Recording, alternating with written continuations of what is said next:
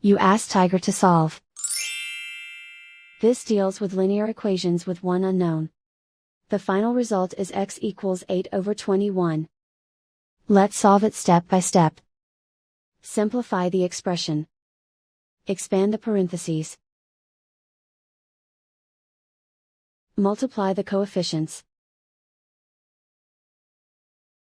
Simplify the arithmetic. Group like terms. Simplify the arithmetic. Group all constants on the right side of the equation.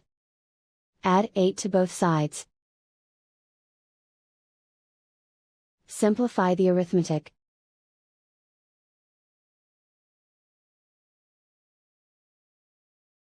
Isolate the x. Divide both sides by 21. Simplify the fraction.